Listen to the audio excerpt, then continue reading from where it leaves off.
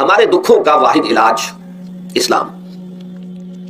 دیکھیے انسانی زندگی میں دکھ اور سکھ ان کا چوری دامن کا ساتھ ہے. دکھ بھی ہے سکھ بھی ہے, سردی کے ساتھ گرمی بھی ہے, گرمی کے ساتھ سختی بھی ہے. ان مع العسر یسرا ان بعد العسر یسرا, یسر کے ساتھ عسر ہے, عسر کے ساتھ یسر ہے.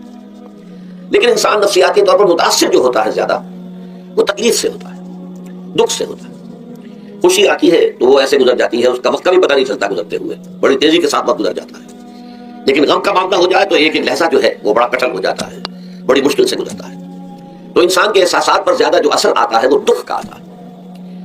بعض فلسفے دنیا میں ایسے ہیں کہ جنہوں نے اس دکھ, خاص طور پر جو حساس انسان اس کو محسوس کرتا ہے, اس کے اعتبار سے یہ کہا ہے کہ دنیاوی زندگی نرا دکھ ہی دکھ ہے. آپ کو معلوم ہے کہ تعداد انسانوں کی بہت بڑی تعداد ہے جو بدھ مت کی پیروکار ہے, اور بدھ مت کا کلمہ طیبہ یہ ہے, یعنی یہ ان کا اصل الاصول ہے, جیسے ہمارے دین کا اصل الاصول ہے لا الہ الا اللہ محمد رسول اللہ, کلمہ طیبہ.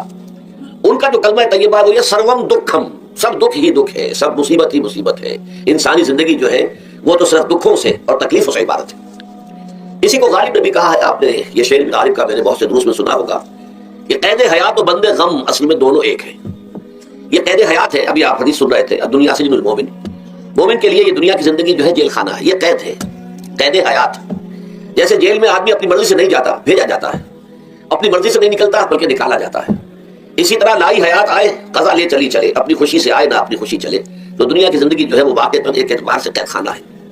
قید حیات و بند غم اصل میں دونوں ایک ہیں. جب تک یہ زندگی رہے گی غم بھی لگا رہے گا, تکلیفیں لگی رہیں گی, مصائب آتے رہیں گے, انسان کو دکھوں کا سامنا رہے گا, واسطہ رہے گا. موت سے پہلے آدمی غم سے نجات پائے کیوں؟ ظاہر بات ہے جب تک زندگی ہے تو غم ہے, تو موت سے پہلے نجات نہیں مل سکتی. اگرچہ اس کے بعد کا اگلا مرحلہ جو ہے, جو حقیقت کو جاننے والے ہیں وہ تو جانتے ہیں کہ اس کے بعد تو غم کا اور بڑا کڑا مرحلہ آنے والا ہے. اب تو گھبرا کے یہ کہتے ہیں کہ مر جائیں گے, مر کے بھی چین نہ پایا تو کدھر جائیں گے. اگر اللہ ہمیں معاف فرمائے, اپنی رحمت اور مغفرت سے ہمیں ڈھانپ لے, جیسے کہ حضور نے فرمایا الا یتغمدنی ربی برحمتہ, حضور نے فرمایا کہ کوئی انسان بھی محض اپنے اعمال کی بنیاد پر جنت میں نہیں داخل ہو سکے گا جب تک کہ رحمت خداوندی دستگیری نہ کرے. کسی صحابی نے بڑی ہمت کی, بڑے جرأت کا معاملہ کیا, پوچھ لیا کیا حضور آپ بھی, ظاہر بات ہے آپ بھی انسان ہیں, آپ بھی بشر ہیں, قرآن مجید میں کہلوایا گیا ہے وَإِنَّمَا أَنَا بَشَرٌ مِثْلُكُمْ. تو اگر آپ کہتے ہیں کوئی انسان جنت میں داخل نہیں ہو سکے گا محض اپنے اعمال کی بنیاد پر جب تک کہ رحمت خداوندی دستگیری نہ کرے, تو کیا آپ بھی اس قاعدہ کلیہ میں شامل ہیں؟ آپ نے فرمایا ہاں میں بھی, الا یتغمدنی ربی برحمتہ, جب تک کہ میرا رب مجھے اپنی رحمت سے ڈھانپ نہیں لے گا میں بھی جنت میں داخل نہیں ہو سکوں گا. تو اس اعتبار سے اللہ تعالیٰ وہاں ہمیں بچا لے.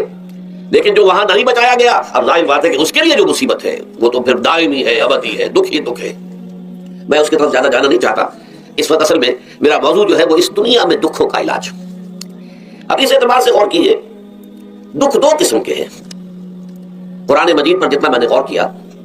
دکھ ایک تو وہ ہے کہ جو ناگہانی طور پر آ جاتے ہیں, اس میں ہماری کسی غلطی کو دخل نہیں ہوتا. وہ کوئی آفت سماوی ہے, کوئی زلزلہ آ گیا ہے. ابھی آپ کو معلوم ہے فوج جو قصبہ تھا گجرات اسٹیٹ کا انڈیا کا پورا ختم ہو گیا, اس میں بہت سے مسلمان بھی تھے. جب کوئی آفت سماوی آتی ہے تو وہ ظاہر بات ہے کہ پھر سب کے سب لوگ اس کی لپیٹ میں آ جاتے ہیں. زلزلہ آ گیا, کوئی اور طوفان آ جائے, جیسا کہ کئی مرتبہ آپ نے اخبارات میں پڑھا ہوگا اس سال امریکہ میں بہت طوفان آئے, مشرقی ساحل پر بار بار طوفان آئے, وہاں بھی لوگ مرتے ہیں, وہاں بھی چھتیں اڑ جاتی ہے, وہاں بھی تباہی جو ہے آتی ہے. تو اس حوالے سے ایک تو ہے وہ ناگہانی آفات, آفت ارضی ہو یا آفت سماوی ہو, زلزلہ ہے یا آفت ارضی ہے, طوفان آ گیا, کوئی سائیکلون آ گیا یا آفت سماوی ہے, یا کوئی آسمان سے بڑا سا پتھر آ جائے. آپ کبھی کبھی اخبارات میں پڑھتے ہوں گے کہ ایک بڑی چٹان پاس سے گزر گئی, بہت بڑی خلائی چٹان جو ہے زمین کے قریب سے ہو کر گزر گئی, زمین بچ گئی, ورنہ اگر وہ زمین سے ٹکرا جاتی تو نہ معلوم کتنا بڑا یہاں پر تباہی کا معاملہ ہوتا. بڑے بڑے جو ہے شہاب گرتے رہے زمین کے اوپر, بڑی بڑی تباہیاں آتی رہی ماضی میں. تو ایک تو یہ ہے, اور ان میں بھی تقسیم کیجئے یہ ناگہانی تکلیف, ناگہانی مصیبت, یا کوئی آفت سماوی یا آفت ارضی, اس کی بھی پھر دو قسمیں ہو گئی. ایک وہ کہ جو افراد کو متاثر کرتی ہے, انفرادی سطح پر. آدمی سڑک پر جا رہا تھا, پیچھے سے آ کر کسی گاڑی نے ٹکر ماری, گر گیا, ٹانگ ٹوٹ گئی. اب ظاہر بات ہے کہ اس میں اس کا کوئی قصور نہیں ہے, یہ اللہ تعالیٰ کی طرف سے بات آ گئی ہے.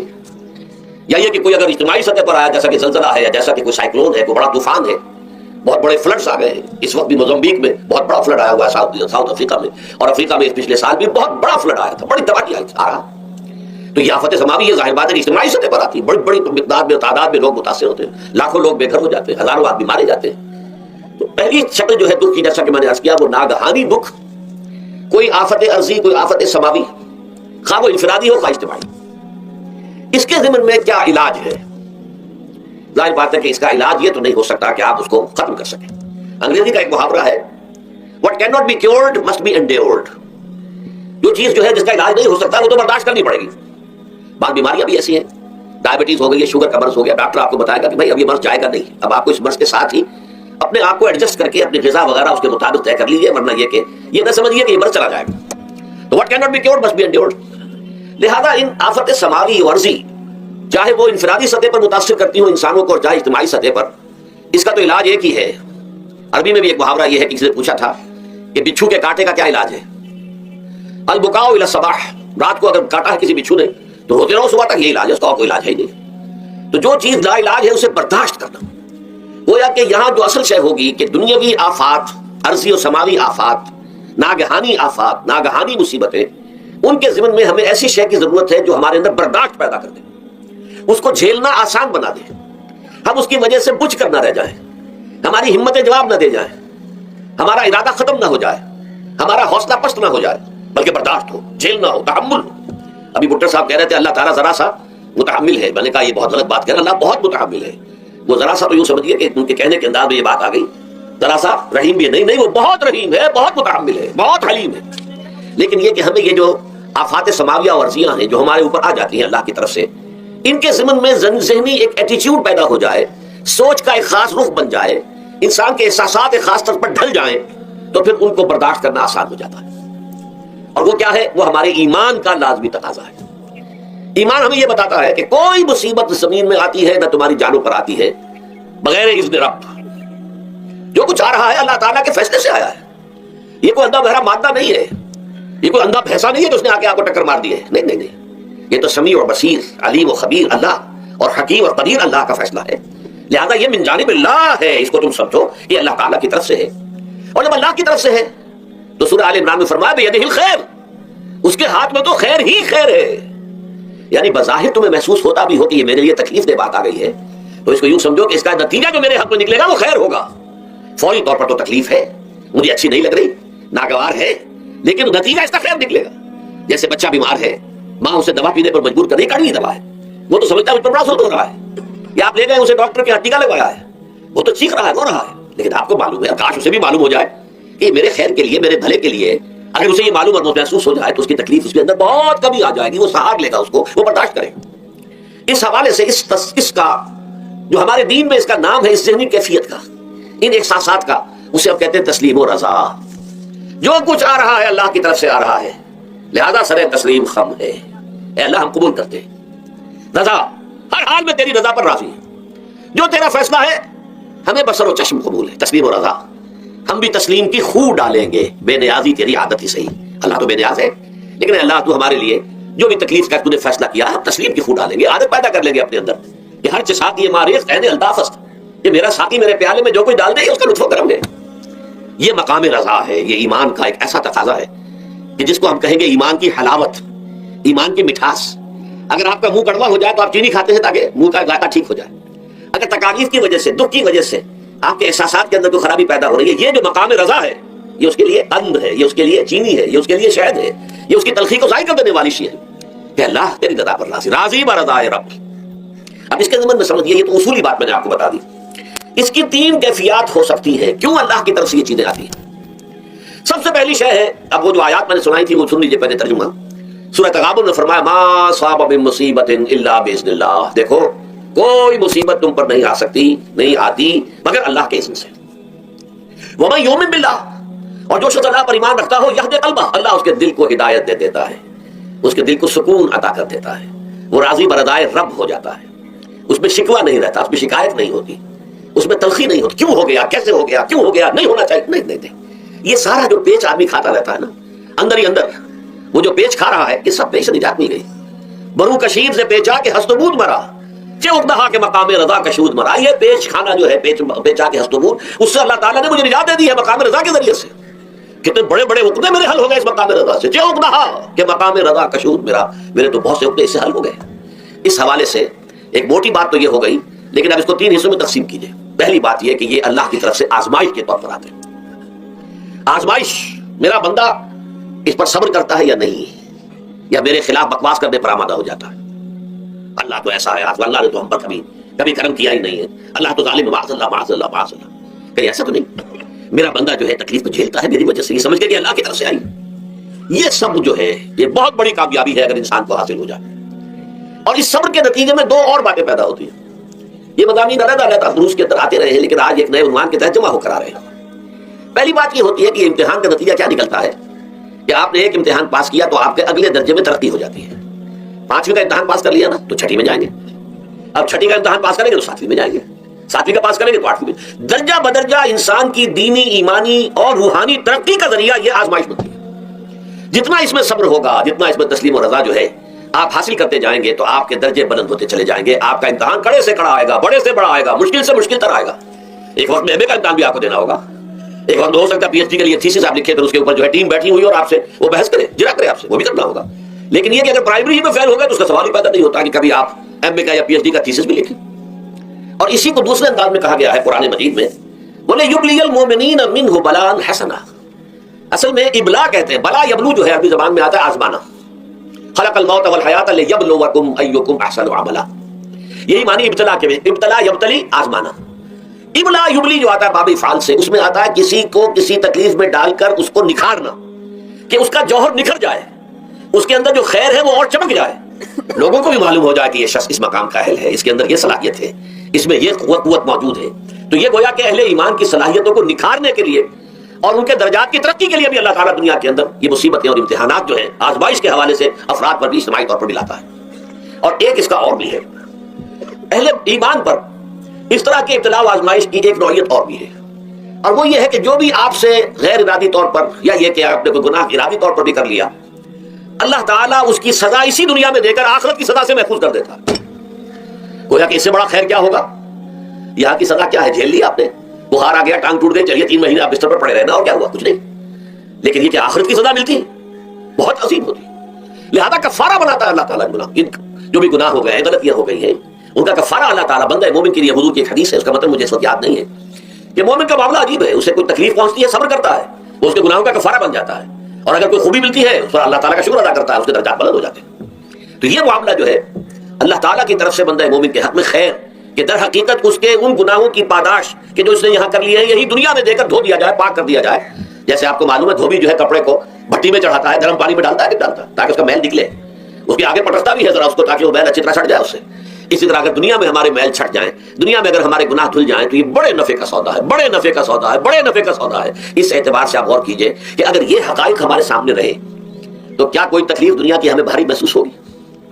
ہمیں تو بتایا یہ گیا ہے کہ عسیٰ ان تکرہوا شیئا وہو خیر لکم وعسیٰ ان تحبوا شیئا وہو شر لکم واللہ یعلم وانتم لا تعلمون۔ ہو سکتا ہے کہ تم کسی چیز کو ناپسند کرو درا حالانکہ اسی میں تمہارے لیے خیر ہے، تمہیں نہیں پتا، اور ہو سکتا ہے تم کسی چیز کو پسند کرو درا حالانکہ اس میں تمہارا شر ہے لیکن تمہیں نہیں معلوم۔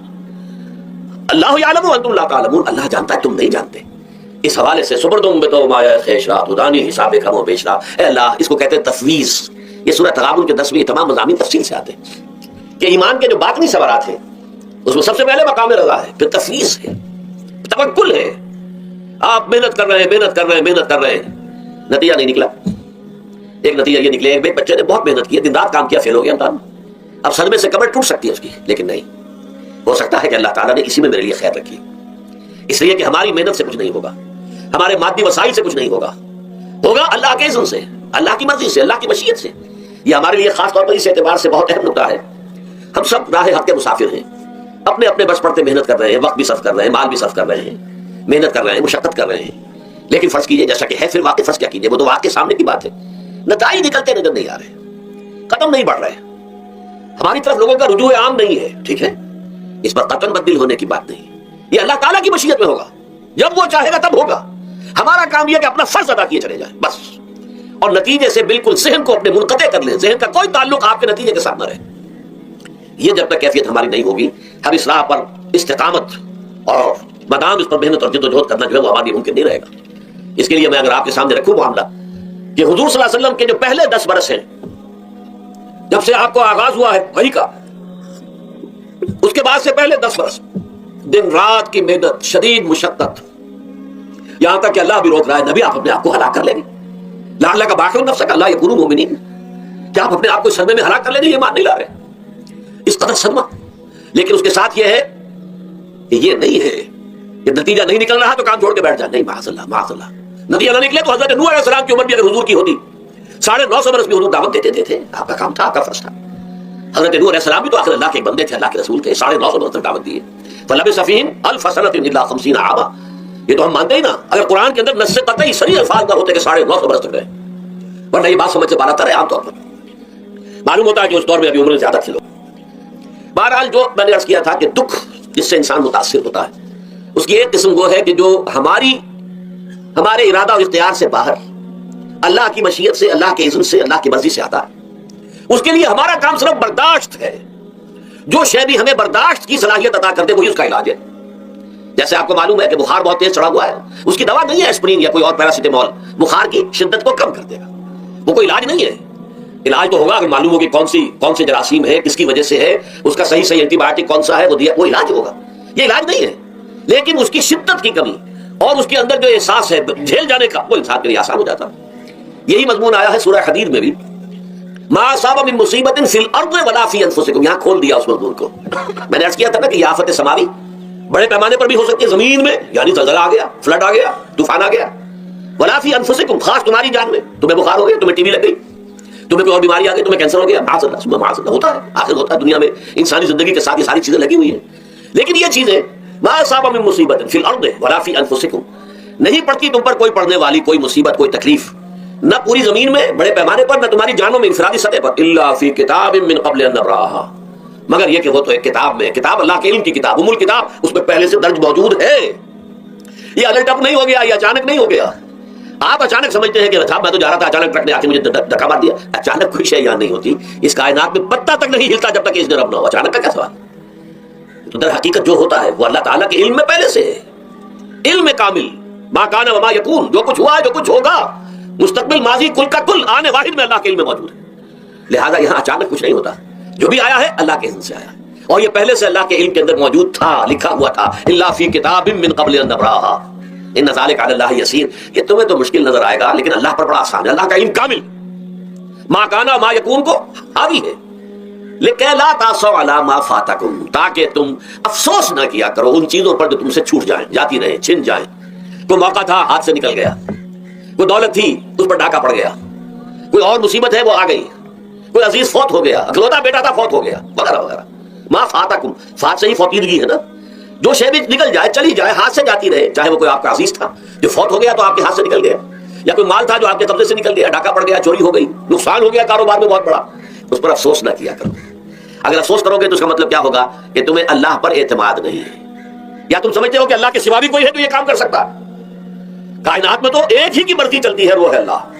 لہذا اگرچہ وہ کسی کے ذریعے سے تکلیف آپ کو پہنچی ہے، کسی نے آپ کو پتھر مارا ہے، وہ پتھر ہو سکتا ہے آپ کو نہ لگتا، لگ گیا ہے تو اللہ کے فیصلے سے لگا ہے، اس کا باپ بھی نہیں پتھر مار سکتا آپ کو اگر اللہ کا اذن نہ ہو۔ لہذا آپ پتھر مارنے والے کو بھی مجرم سمجھیے، ٹھیک ہے، اس سے بھی قصاص لینے کا آپ کو حق ہے، لیکن یہ جان لیجیے کہ جو آیا ہے پتھر وہ اذن رب سے آیا ہے۔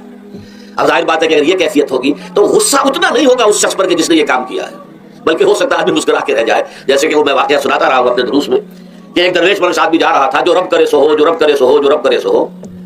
کسی شخص نے پتھر اٹھا کر دے مارا، اس کے سر پہ لگ گیا کہ اس نے پیچھے پلٹ کر دیکھا کس نے مارا ہے، اس نے مجھے کیا دیکھتے ہو، جو رب کرے سو ہو، یہ تو رب کے مارنے سے۔ اس نے کہا مجھے تو یہ پتھر رب کے مارے ہی لگا ہے، لیکن میں دیکھ یہ رہا تھا بیچ میں کس کا منہ کالا ہو گیا، اپنے لیے کس نے ایک گناہ کما لیا، اپنے لیے کس نے ایک مصیبت جو ہے وہ مول لے لی، وہ بیچ میں تم آ گئے ہو، پتھر اللہ کی طرف سے آیا ہے، لیکن اس کا عذاب، اس کا وبال تم پر آ جائے گا۔ بہرحال یہ تو میں نے عرض کیا آپ کے سامنے، وہ چیزیں کہ جو آ جاتی ہیں، وہ تکالیف و مصائب جو اللہ کی طرف سے من جانب اللہ ہے، اس میں آپ کسی کو مورد الزام نہیں ٹھہرا سکتے، وہ آپ پر آ گیا۔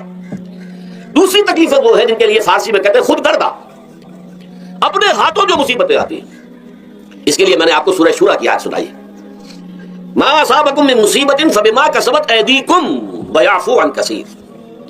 جو مصیبت بھی تم پر آتی ہے انسانوں، وہ تمہارے اپنے ہاتھوں کے کرتوتوں کی وجہ سے آتی ہے، اور ابھی تو اللہ بہت سی چیزوں کو تو معاف بھی کرتا رہتا ہے، ہر تمہاری غلطی پر پکڑتا نہیں ہے، ہر خطا کے اوپر تمہیں سزا نہیں دیتا ہے، کوئی سزائیں معاف بھی کرتا رہتا ہے، عفو و درگزر سے بھی کام لیتا ہے، بہت متحمل اور حلیم بھی ہے، بہت رحیم اور غفور بھی ہے اور کریم بھی ہے۔ لیکن یہ کہ یہ جان لو کہ ایک مصیبتیں وہ ہیں جو تمہاری اپنی پیدا کرنے ہیں، بما کسبت ایدیکم، تمہارے اپنے ہاتھوں کی کمائی۔ یہ کون سی خود کردہ؟ یہ در حقیقت ہے اجتماعی نظام جو انسان بناتا ہے، اس اجتماعی نظام کو غلط کر کے اگر اس نے اپنے لیے مصیبتیں کھڑی کر لی ہیں۔ مصیبت ہے لیکن یہ مصیبت تمہارے اپنے ہاتھوں کی لائی ہوئی ہے، تم نے نظام غلط بنایا ہوا ہے, تم نے دولت کی تقسیم غلط کی ہوئی ہے. اللہ نے تو رزق پیدا کر دیا اور سب کے لیے کافی ہے. یہ تم نے کیا ہے کہ ایک طرف کچھ لوگوں کے کھتے بھرے ہوئے ہیں اور ایک طرف کوئی فاقے سے مر رہا ہے. یہ خود کردہ ہے, یہ ہمارا کبھی ہے. یہ تم نے نظام غلط بنایا ہے. یہ جو نظام کے اندر خرابی ہے یہ تمہاری اپنے کرتوت ہیں. تم نے خود نظام کے اندر غلطی رکھی ہوئی ہے, ناانصافی گھولی ہوئی ہے, اس کا زہر گھولا ہوا ہے. یہ تمہارے اپنے کرتوتوں کی وجہ سے, اور اس کا علاج تمہیں کرنا پڑے گا خود. اور وہ علاج کیا ہوگا؟ نظام کو صحیح قائم کرو. اللہ کا دیا ہوا نظام عدل و قسط.